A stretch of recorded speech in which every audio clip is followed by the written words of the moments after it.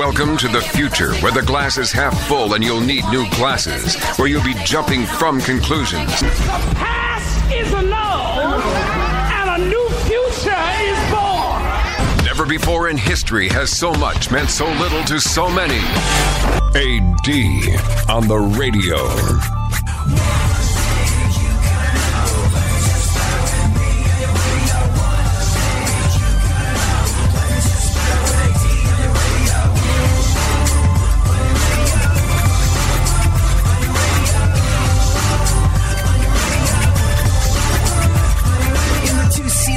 It's you and the senorita whooper blowing up the tweeter, cause it's me up in the speaker. Back in the mama seat, the top down like a player, and the sound up in your ears. It is the dopest rhyme, say I run a game like a Your vote is not who you are. I want you to hear that. I want you to repeat it to yourself. I want you to internalize it, and I want you to feel it in your bones. Your vote is not who you are. What does that mean? Simply put, it means you are more than an elected official. You are more than your tiny little lever pull that's going to change someone else's career and someone else's path and someone else's destiny.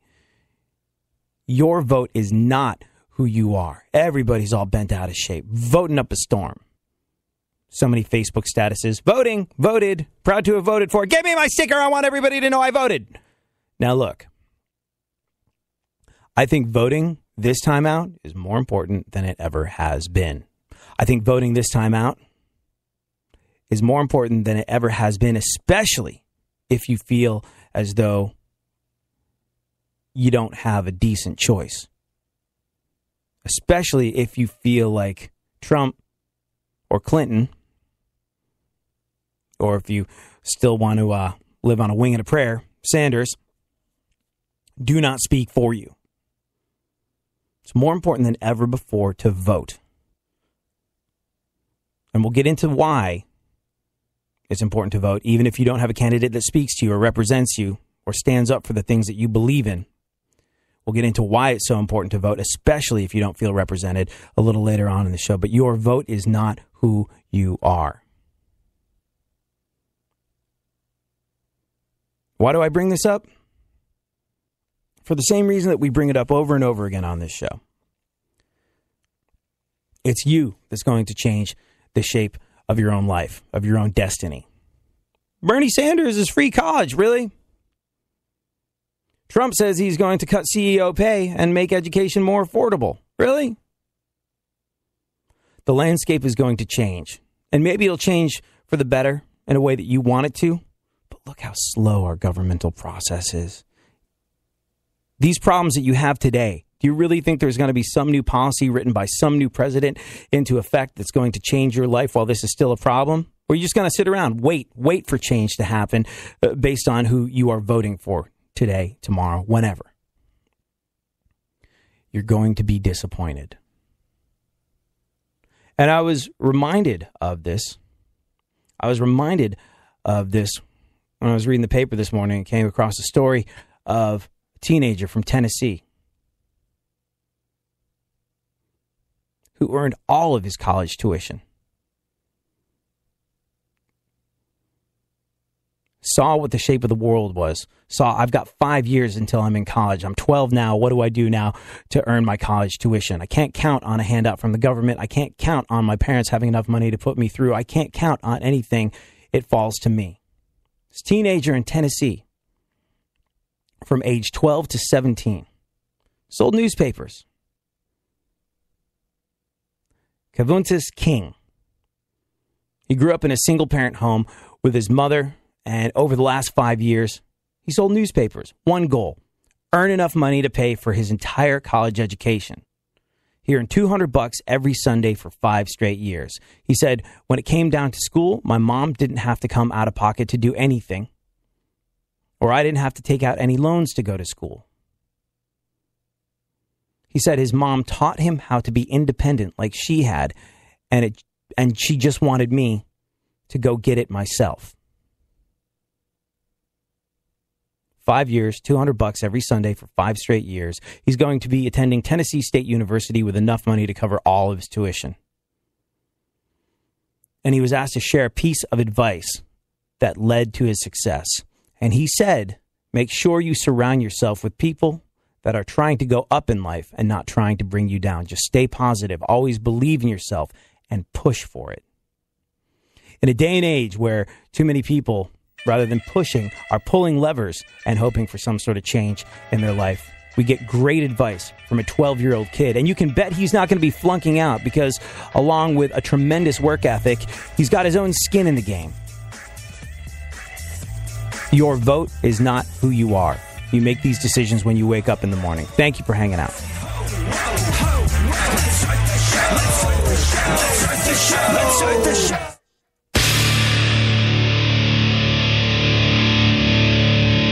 Where the left and right come together for fundamental truths. AD on the radio, on Twitter at ADSXE. I do what I want, when I want, how I want. Every day you're going and working, running that rat race and that pace and that place will leave a bad taste for anyone, everyone working day after day. So buddy, I gotta say, there's gotta be a better way, yeah. And you do what they told ya, company man, feel it, a mindless little soldier. How can you live like that and maintain your composure? Before it's begun, your life's already freaking over. Yeah, I do what I want, when I want, how I want. Hey, Funkhouser. Hey, what's What up? do you suppose the last time was that you wrote a letter? A letter? A letter. Like, dear friend? Yeah. Long time. I can't think of pre-internet, probably. Like 10 years. Why do you ask? Well, you know, I sat down and wrote a card the other day, and it turned into a letter. You know, it was for a relative that is all about email, but doesn't want to do Facebook. Just has decided, no, this will not be a thing that I am doing. And so I write a birthday card. And I've got all this stuff to sort of communicate. And I was like, I could send it in email, but I'm actually physically taking pen to paper right now. Might as well just get it all done as we speak. And you know what? I would encourage those of you who haven't done this in a while to do something old school. There's something a little different. There's something a little different about sitting down, putting pen to paper, and letting your thoughts flow. I don't know what it is. I think, and maybe this is just me. Maybe you're not going to have this incredible cathartic experience when you sit down with a pen and paper. But there's something about the physical effort that it takes to have a pen in hand and write something out that stimulates the old synapses in the brain. Sort of pushes the mental accelerator down and forces the old gray matter to work in a way that it hasn't in a little while. And I found it to be an incredibly interesting and cathartic thing. And I got the good feeling from having sat down and written something to somebody that I care about very much. Write a letter. It's a little old school. It's a little antiquated. It might make people go, oh, wow, something else in the mail besides solicitations to buy and sell insurance. But it's an interesting thing that you ought to give a go. If someone asks you to write a letter in 2016, they're bullying you. That's how I felt bullied. I had to buy 50 envelopes in order to write. I don't even have letter writing stuff. I was wandering around my apartment going, maybe I could make an envelope or something like that. You know, maybe I could cull together some of these raw materials and somehow fashion an envelope. But no, I have 49 envelopes left. It's a lifetime's worth of envelopes. My children's children will have envelopes. They'll be telling stories about how their grandfather walked to the CVS in a full-on rage and brought back this now tattered box of envelopes so that we could also cancel our gym memberships. And by the way, he had to walk by his gym in order to purchase them. All right, so comedian Ryan Hamilton points out that it might not be the most cost-effective thing in the world, and he's right. I was looking around for writing materials. I was like, I don't have a pen. Like, I don't have a pen. I had a pen. I put it in my pocket and left the house with it. And now I don't have a pen. So I had to go out and purchase a pen to write this birthday card. But it was okay because I was buying a birthday card anyway. But still, I recommend writing a letter when at all possible. I also recommend voting. as much as I hammered home the point that you are not your vote, you are more than that. And it's something very important to bear in mind. This is a day and age where every vote counts. Even a vote for a candidate that doesn't stand a snowball's chance in hell of getting elected needs to be counted. And we'll get into why a little later on. We'll also talk about how one television host did an absolutely incredible thing and gave away $15 million. You probably saw it, but in case the enormity of what has been accomplished with that hasn't hit you, we'll dig into it just a little bit later. Right now, though, let's check in with the events of today. Funkhouser, how are you and what's going on in the world?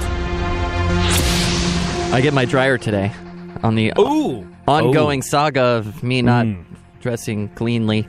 Uh-huh. Got some big famous people coming in here today, and I look homeless. Do you, Until between 5 and 7 this evening. Do you wear camo shorts or pants? No. No, do you? I've always been a fan of the camo shorts. The ones that zip off the... No, not zip off, but just, cut off camos. And I recently purchased a whole bunch of new shorts. I was like, it's time for a change. And I purchased a whole bunch of new shorts, none of which were camo. And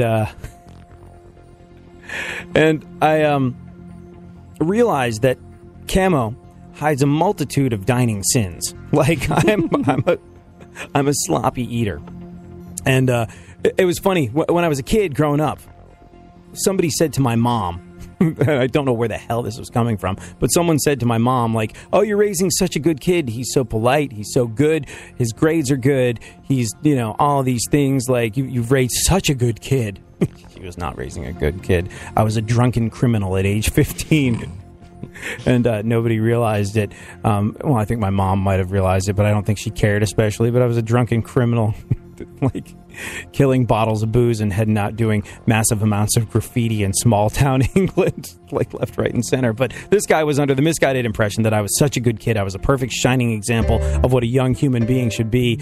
And he was like, "Is there anything wrong with Adrian? Is there anything wrong with this kid?" And she's like, "Yeah, he's the sloppiest eater ever. He needs guardrails around his plate." And I'd forgotten about that until I got some non-camouflage pants and realized, stain here, stain there.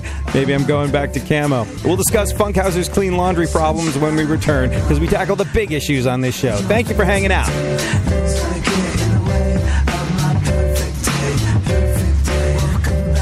With puppies in my face and Dad gotta join the... Don't get the blues, get all the news. We mean all of you guys out there in Radio Land. All aboard! He's back. AD on the radio. Give it up, yeah. Give it up, yeah. Bring this on, come on, come on. That's the way you do what we do. That's the way you do what we do. That's the way you do what we do. You do what we do. You do what we do. That's the way you do what we do.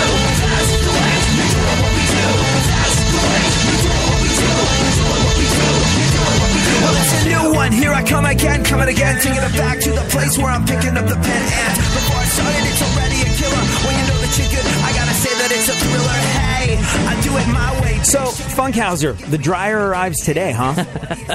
Yeah, it's a very exciting day in my life. You'll be able to wear clean laundry again. Now, if you're like me and wore camouflage, wouldn't be as much of an issue, but it is for you.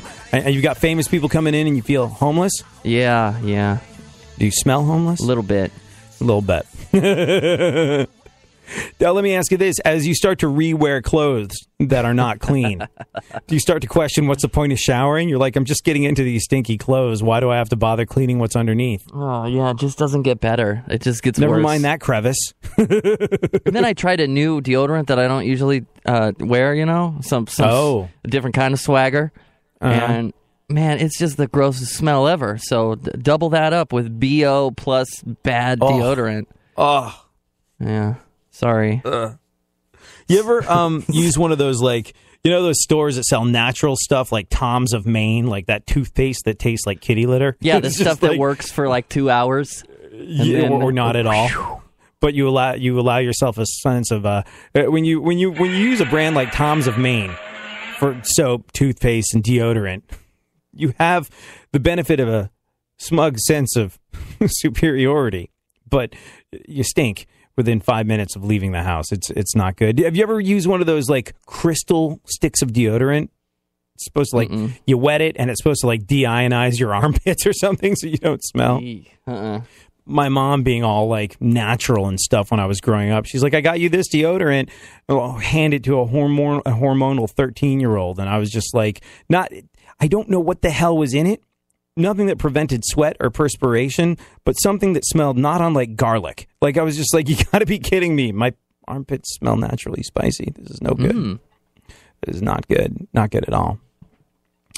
What were you saying? Oh, did you know there's 2 different kinds of dryers? I didn't. 2 different? No. 2 different kinds. No, what kind? I mean, go on. Well, I mean, the first kind is, well, you know, it's one of those dryers that are electric. And yes, thank you. And a dryer that is gas powered. And I bought the wrong kind first. So I'm very excited. Did you buy the gas or the electric? Thank you. I'd like to thank Sears.com for this. I bought... Opportunity to test the return service on large appliances? I bought the electric one, and they're like, hey, do you have that special plug? I go, a special plug? What do you... No? Oh, you bought the wrong one. You need a gas-powered dryer. Like to thank my parents for not telling me that when I was younger. Gas-powered dryer sounds unsafe. Doesn't it? However, that's what I have.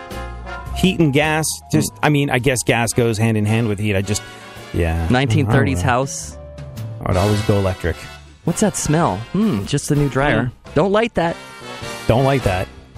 So yeah, I'd like to thank the Academy for building 2 dryers and making it difficult to buy a necessity in 2016. You know, I've actually bought a lot of washer dryers over the years. Like every time I bought a new house, back when I lived primarily in Texas, where a house cost $1 and I wasn't making any money in radio, and I could kind of like buy and sell houses, flip them, and exist off of that. Well, I turned my radio hobby into something that could pay some bills. Still hasn't gotten there yet, but nevertheless, I used to buy I bought like 3 or 4 houses and sold them, and some of them came with washer dryers, but not all of them. And I don't ever remember. I don't ever remember being asked whether they should be gas or electric powered dryers. Am I coming out of some non-knowing what the hell dryers do? I'm glad it's not just non-intellectual closet here. I just don't know what you're talking about, and that I feel like I would have encountered this because I've bought dryers on numerous occasions. I'm glad it's not just me, because this is like Canadian Jane's like, what? I don't understand. There's 2 different gas and electric. What the who the? So yeah, wow. Now I know forever. Woo! There you go. Well, all this is interesting. None of it really qualifies as news, so perhaps we should get on with some of that. Gosh. Real news on this very important day. Hugh Hefner sold the Playboy Mansion to his next-door neighbor. Yeah, for over $100 million. No, that's news. Yeah, Hugh Hefner sold the Playboy Mansion for over $100 million. The guy should enjoy the place, as long as he never runs a blacklight over anything. Isn't Hefner allowed to live in it for the rest of his life, though? Yeah. Thanks for the money. Come by anytime. Yeah, interesting. $100 million. Who's the neighbor? Like, the house can't be worth $100 million, can it? I mean, yeah. You're really buying it to buy the Playboy Mansion, right? That's it.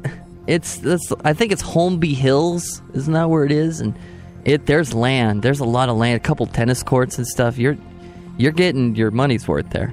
I don't think the brand is worth anything. I thought it was just, it's not the brand so much as you can say, I bought the Playboy Mansion. That's a story, Yeah. Hey, guys, having a barbecue in the grotto. Come on by. Sunday at 2 o'clock. Bring your own wieners. Just like Guess App for years. Go on. Kylie Jenner says we will never see a sex tape from her. Never. Sorry, Kylie. But from what I understand, your contract states that your mother has final say on that, which means it should be out in a week or so. Yeah, isn't that the first thing you say when you start to promote your sex tape? Is there's not going to be one. Yeah, it doesn't exist. You'll never see it. And, it's not being edited right now. Yeah. Go on. James Corden will appear on Late Night with Seth Meyers this week, as he is in New York. Oh. So instead of on 2 channels, you cannot watch him on 1. Or not watch them on 1. Let me ask you this. James Corden was on Stern, you were saying the other day. Yeah. Right? Yeah.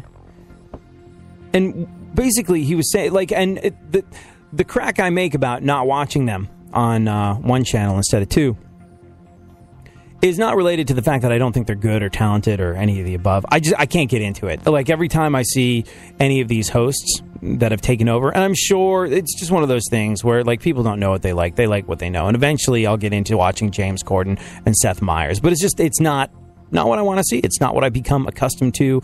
I can't get into it. As much as they're good and talented, and I like that carpool karaoke thing James Corden does. Like, that's kind of nifty. But where do you watch that, Funkhouser? On the interwebs, the internet thing. Yeah, and isn't that what Corden said? When he went on Stern, he's not really being judged based on ratings. Yeah, he's like, YouTube subscribers are more important in his world. He's not into that whole late night race. The big 4 networks. Bollocks to that, rot. Yeah, I think his bosses might be into it, but not long term. What did he say about his kids? He said something interesting about his kids. What do you remember? What it was? It was like his kids won't remember his kids will never ask the question, "What time is that on?" Because there's no such thing as like tonight at 11. It's not relevant anymore. Yeah. I mean, Chelsea Handler has her late night talk show on Netflix. Yeah, that's good. That's real good. Check that out. I watched it. I couldn't get into it. I just gotta let grow on you. Can't. No grow. There's other things that I like. No, like I'm a product of the digital age. If you don't capture me in the first 15 seconds, sayonara, buddy. Like, it's not a thing. And I'm sure eventually I'll get around to liking James Corden, and I just think it's very, very interesting, the world that he's living in. This is extraordinarily inside baseball, but I'm going to invite you into our little world here for a second. Now, radio and television are very different. Radio is at its biggest that it's ever been. It is more dominant. It is huger. It is generating more money. It is radio has become more and more of an empire as time has worn on.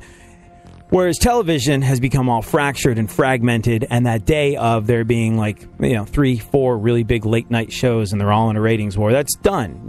That is over, because, like I said, everything's so fragmented with television. There's a million different platforms that you can watch a million different shows on, and there's no way you can get around to watching all of them. So you're going to make a choice, and it's going to be one choice of 50 instead of one choice of 4. Now, the reason you and I have such a good relationship, the reason radio has gone from strength to strength, the thing that you can do with radio that you can't do with television is you can enjoy it while you do other stuff.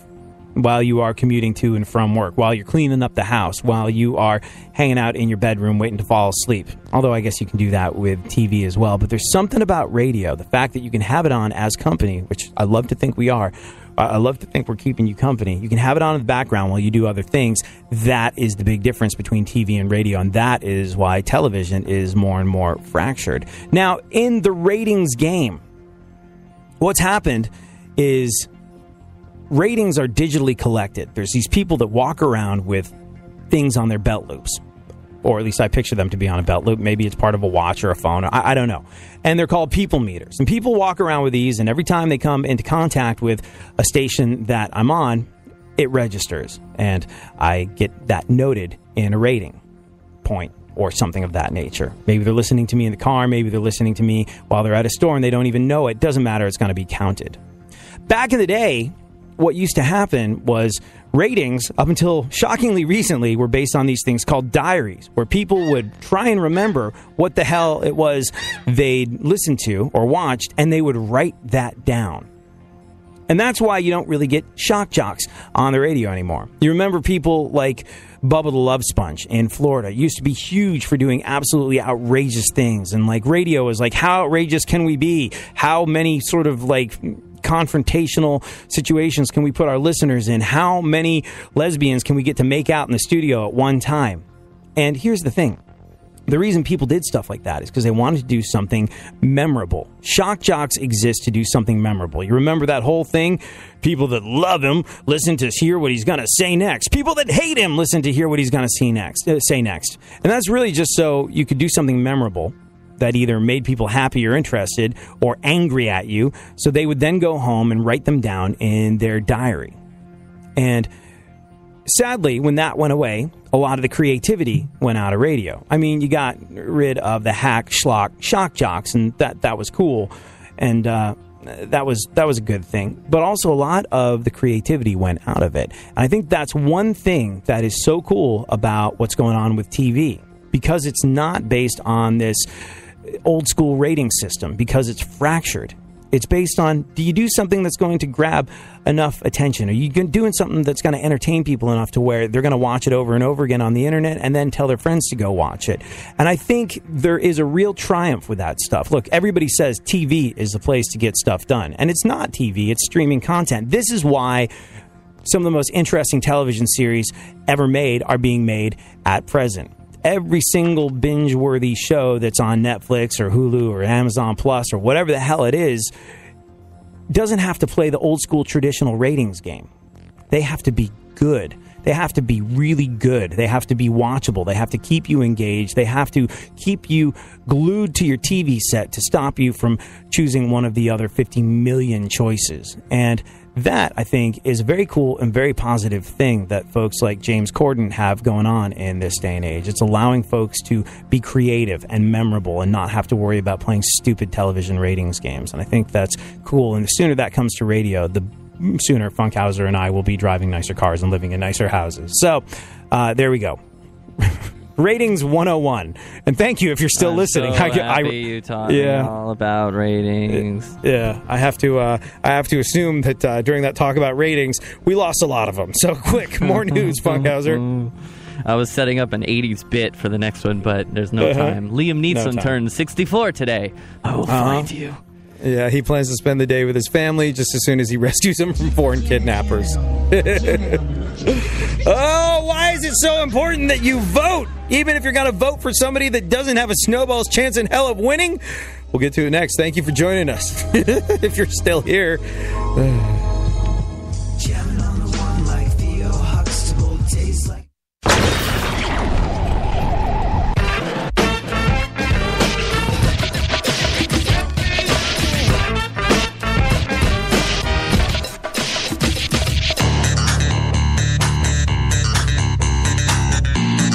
Now, more AD on the radio. Back once again, the ill behavior, delivering and giving you a musical savior. Back once again, it's your boy AD again, nobody rock a party better than me. Back once again, the ill behavior, delivering and giving you a musical savior. Back once again, it's your boy AD again, nobody rock a party better than me.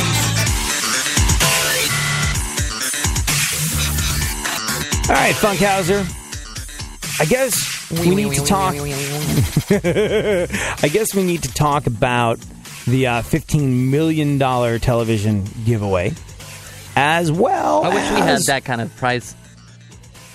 Here's the thing. You don't have to give away $15 million to have it be a $15 million giveaway. It's very clever math that has to do with how the debt system in this country works, and we'll talk about it a little later on in the show, plus why it is so important that you vote. Right now, though, let's roll through what remains of the news. A programming note tomorrow on the show. Oh, yeah. Travis Barker. Travis Barker of Blink-182 fame? I think so. Is he still in that band? No, that band is back together. They've got a new album out, Travis Barker. Travis Barker's kind of an interesting one, because he's still very much a punk rock kid, and he's still very much a musician. Like, he is a musician's musician. He's a drummer's drummer. He's a producer. He's an incredible musician. He's an incredible drummer.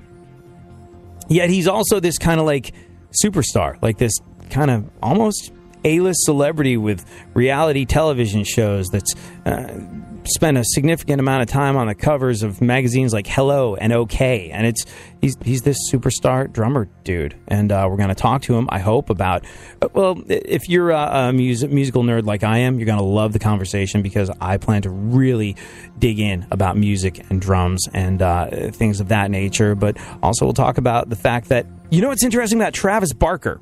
Like, he's all these things. He's this A-list superstar, but he started out, and this speaks to my point. You are in charge of your own destiny. An elected official is not going to make or shape or change the course of your life. You are, like Travis Barker did for his own. He just had a dream of being able to play the drums and live off of that. And he came from very humble beginnings. At the beginning of his musical career, he was couch surfing. He didn't have a home, and he was working as a garbage man, all to support his music habit. And now he's this A-list celebrity that has definitely lowered himself in making the decision to come onto this show. But we're excited to talk to him tomorrow. Inspiring dude and an incredible musician. And there's a new Blink-182 album that is getting ready to drop in July. So we'll talk about all of the above. Very excited for that one, for sure. Sure. I'm two-thirds excited about that. Really? Why? Because it's two-thirds Blink. It doesn't count. Oh, right. It's one-third. You know, here's the thing. Have you heard the new Blink-182 single? Yep. They made a very smart move. Oh, I dig it. They made a very smart move in that they did not have the new guy sing the lead vocal. Because, like, you forget. Oh, so it's plus 44 then? Awesome. No, or Boxcar, and that's what whatever. That's what I thought. Hey, he's not, but there's an outside chance that this guy's listening to the show. Oh, I mean, I can't wait for that song. It's going to be awesome. Jesus. Do some news. Kenny Rogers says he's excited about his farewell tour. Yeah, not so excited that his face actually moved, but still pretty excited nevertheless. Oh, God. He's gambling differently now. Yeah. It's like, you know, knowing when to hold, knowing when to fold them, knowing when to walk away, knowing when to run. Not as necessary now that he's got the ultimate poker face. Like, what's Kenny thinking? Who can tell? Literally, who can tell? I look at his face and I'm like, why do you have to do that with all the plastic surgery? That's tough to look at. But then I think about what his face would look like if he hadn't done it, and I wonder if he made the right decision. We'll never know, because he was not allowed to get old gracefully or ingracefully. Go on. Who dat? I say Iggy Azalea turns 26 today. Birthday. Birthday. Very good. Say that again. Iggy Azalea, birthday. Who dat? Yeah. If you want to get Iggy Azalea a gift for her 26th birthday, I know she pretty much likes whatever black people have, so there's that. Oh, gosh. Go on. Eric Estrada. Didn't have a motorcycle license when he was on Chips. Yeah. Something else he didn't have while he was on Chips? An acting coach. Go on. Women on Donald Trump's campaign staff earn 35% less than their male counterparts. I think Trump says women make less because for 5 days of each month they're basically useless. They got blood coming from somewhere, I don't know. Huge! He disavows, okay? He disavows, okay? Where's the... We got to stop saying that and use the actual piece of audio. I disavow, okay? There you go. I want to use his voice today. Go on. You know that guy from Verizon? Can you hear me now, guy? You know, it's so funny because whenever I would have problems receiving a call on the Verizon phone that I had in the past, and whenever it wasn't getting reception, which was ironically often, I would walk around and be like, wait, can you hear me now? Wait, can you hear me now? And the answer was always no. So I was like, real life is the exact opposite of the Verizon commercial. Now I have AT&T and could not be happier with the service. Like, I kid you not, switching AT&T. Well, you don't have Sprint, because that's where he's going. Guy from Verizon's now doing ads for Sprint. Oh, really? Shocking. I just sort of assumed that he would have been murdered years ago. How about that for being casted for, what do they call it? Typecasting. Yeah. You can hear me now, can't you? It's probably his name. I think there was a guy. Do you remember the guy who was the voice of Lexus? You might know who it is. It might be Shadow Stevens. I don't know. Like, do you remember the guy? Who's the voice of Lexus? Undefined. Lexus. Yeah. So that guy, I think I don't know if he went over full-time or not, but what they did was brilliant, and not enough people noticed it. Mazda.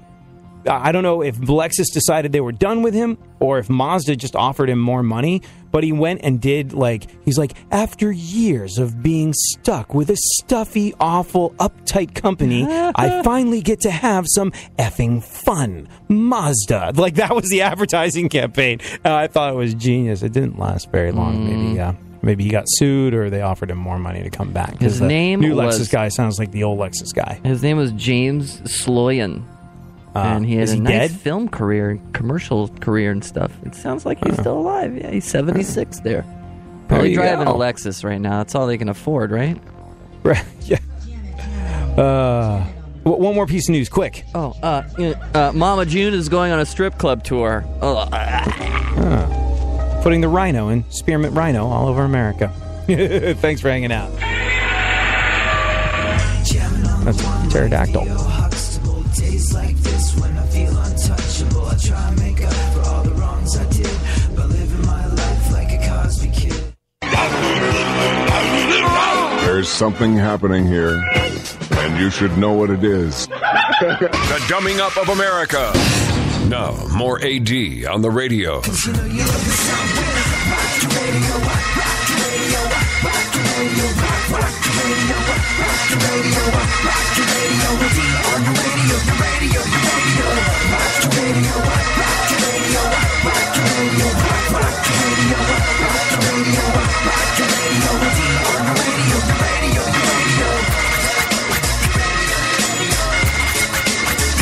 So,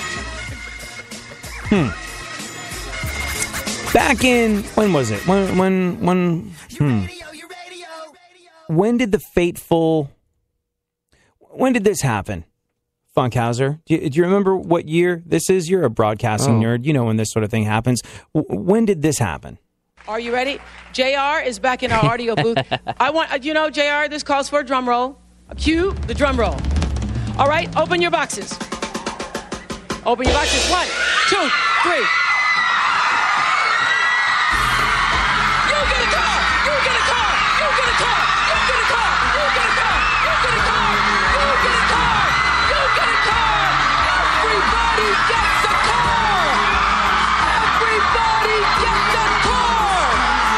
Everybody gets a car! Everybody gets a car! Everybody gets a G6! Everybody gets a car! I think... I didn't get a car.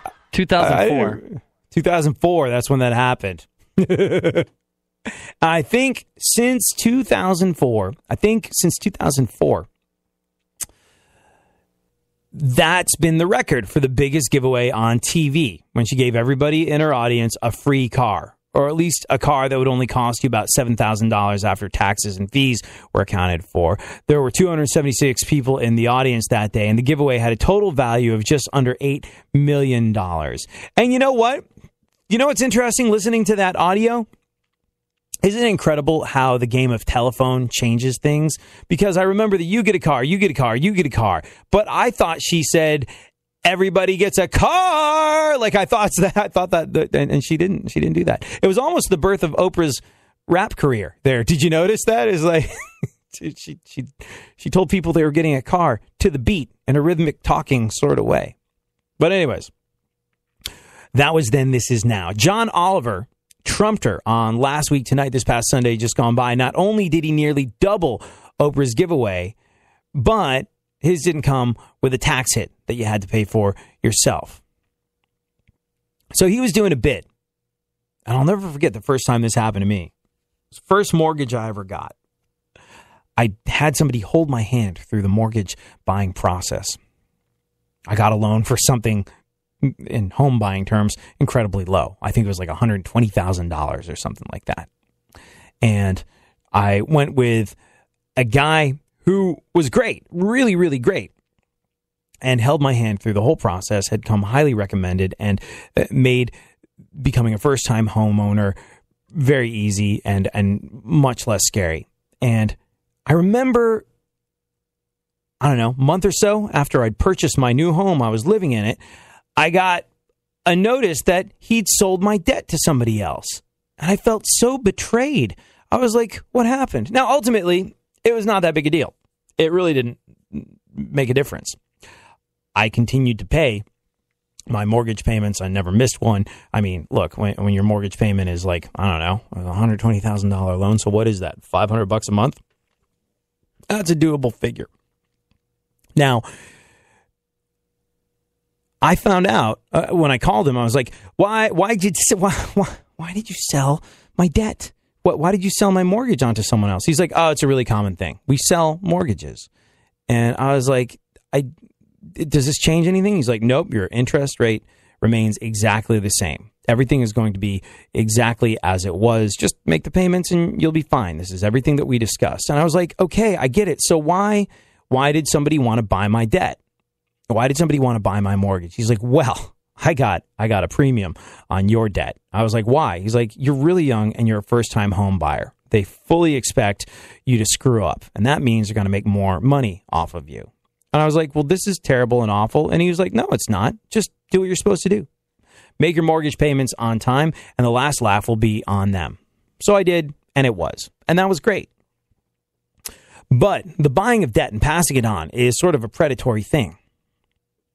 And John Oliver, look, debt is a problem. Debt's a problem, and I'm a big believer in living beneath your means if you can. Live inside your means, live beneath your means if you can. Be fiscally responsible. Look after your own. Pay your bills on time. Don't rack up debt. I'm not going to sue Ormond, but I think that the only debt you should ever have should be your home, possibly a car payment. And you should avoid paying car payments when at all possible. You pay off that car. I don't care if it's got a tape deck in it the way my 2002 does. You ride that ride until it's over and done with, or it becomes cost prohibitive for you doing that. That's sort of how I've gone through life. And it's very cautious, and it's not exciting, and it's not sexy, but debt, crippling debt, is even less sexy. And that's how I advise you go through life. You should practice fiscal responsibility. But there's times when people get stuck with debt that they just can't do anything about. And unfortunately, a lot of that tends to be medical debt. And John Oliver did a really illuminating bit. I don't agree with everything John Oliver says, but while I do believe it's biased, he can do that. He can do whatever the hell he wants. He can be the captain of his own ship and present whatever view he wants. It's your job and my job to sift through that and look for facts, or just sit back and be entertained because occasionally he makes us chuckle. But he did break down the selling of debt fairly well, and how a lot of it results in illegal behavior from debt collectors. And the thing about debt is, well, he was doing this bit on the unregulated debt buying business to prove a point about how easy it is to start a shady debt buying company. He spent a whopping $50 to set one up for himself, and then he bought nearly $15 million worth of medical debt from Texas for $60,000. Yeah. $15 million worth of medical debt for 60 G's. And what did he get with that? Well, it gave him access to 9,000 people's personal information, names, home addresses, social security numbers. And I think all this debt that he bought was outside the statute of limitations. This is why he could get it so cheaply. Because after a certain time, that debt is gone. Now, it's a horrible thing to do, to accrue debt and then run out the clock on it. But this sort of stuff, look, there's a lot of different situations with this sort of stuff. But, you know, a good deal of it has to do with ancient people that don't know exactly what they're doing. They've incurred some medical debt, but a statute of limitations means it can't be collected anymore. They don't realize that. And so what happens is debt collectors can buy this debt for pennies on the dollars and then have their personal information, names, home addresses, social security numbers, and they can harass them and start collecting money that technically, legally, can't be collected anymore. But they can take advantage of other people's ignorance and go ahead and do this. So John Oliver was doing a bit of a hit piece on shady debt collectors and shady debt buying companies.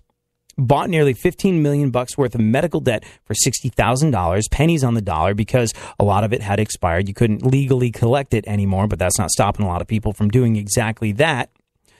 And then he just forgave it. He said, quote, "On one hand, it's obviously the right thing to do, but much more importantly, we'd be staging the largest one-time giveaway in television history." Yeah. It was good stuff. It was entertaining stuff. It was that stuff that you watch over and over again, which means that old school ratings don't matter. So what do you say? Are you ready to make television history? Let's do this. Now, clearly, this is only going to help the 9,000 people whose medical debt we bought. The larger issue is we need much clearer rules and tougher oversight to protect consumers from potentially predatory companies like the one that we set up. But in the meantime, it seems the least we can do with this debt that I cannot fucking believe we are allowed to own is to give it away. So are you ready to do this? You are about to watch me give away $15 million. You, Oprah! It's done! It is done! I am the new queen of daytime talk!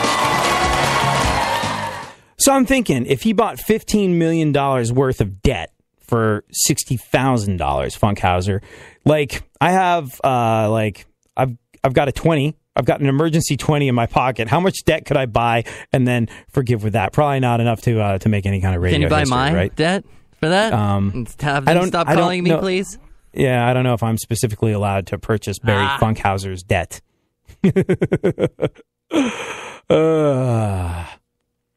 Oh, very cool. I just got a compliment. I didn't know. I didn't know. See, that's very cool. I just got a compliment from Roy Shelton for my Trump impersonation. Huge. He said that was good. Hashtag make Trump impersonations great again on Twitter. You can tweet me too at ADSXE. See, I only thought I had a very limited number of impersonations, and I thought one of the great comedic downfalls of this election cycle is that I don't think anyone ever really nailed the Donald Trump impersonation. Apparently, Funkhouser, I did. So what's this I've got in my repertoire? I've got the Chocolate Rain guy. Chocolate Rain. I've got Rush Limbaugh. What the mainstream media doesn't want you to know. I've got Donald Duck. I've got Donald Duck sneezing. What other impersonations can I do? Is that it? I can do James Hetfield from Metallica giving you directions to his house. Take a raid at the light. I think that's it. That's a good one, right? Turn right at the light? Yeah. Yeah. You know what I've discovered? My James Hetfield from Metallica impersonations have gotten better ever since we had Jim Brewer on the show, because he does a spot-on impersonation. And I can't do an impersonation of James Hetfield, but I can kind of do an impersonation of Jim Brewer doing an impersonation of James Hetfield. It's interesting how that works. Yeah. No, that's not good. I just stick with what I know. Take a raid at the light. Huge. What else did we say we were going to talk about today? And how much time do we have left? Yeah, I don't know. I'm just thinking about my dryer. Oh. Well, it's good to see you're focused on the show. You want to throw in any work for Nikki Sixx's show in the background? Like the Motley Crue guy? I could. You could? Yeah, you could. Just do an F break? No? Okay. How we got a minute here. We can do anything. I can. Oh, really? Mm-hmm. Well, Ron Paul spoke on Hillary and Trump. He was on Morning Joe, and he said, we send hundreds of thousands of people and spend trillions going overseas and saying, we're going to throw out your dictator, and we're going to force you to have democracy, and we're going to force you to have elections. Then they have elections, and we throw them out because they're not our guy. This country, we don't really have democracy. I mean, even if we were really, really super happy with a libertarian candidate, you think they'd get into the debates? No, the debates are run by the Republicans, the Democrats. They'd find a way of excluding them. So that's not going to happen. unless you're a billionaire and you can put enough pressure and the media capitulate and say, hey, maybe we ought to talk to a third-party candidate. Overall, foreign policy won't change with either party in a significant manner. Spending is going to continue. Government intervention of the Federal Reserve is going to keep manipulating interest rates and never facing up to the fact that this country has lived way beyond its means. And the debt is incomprehensible, and we all know it's going to grow and grow. So, like Ron Paul, I would encourage you, it's not going to happen this time, but if you have a third-party candidate, if you feel as though Hillary and Trump don't speak to you or for you, get out and vote. Get out and vote so that maybe one day in the not-too-distant future, a third-party candidate that does speak to your needs and who you are as a person can be one day up on the podium representing you as we get ready to pull the lever for democracy? Question mark? Way too long. I think I want you.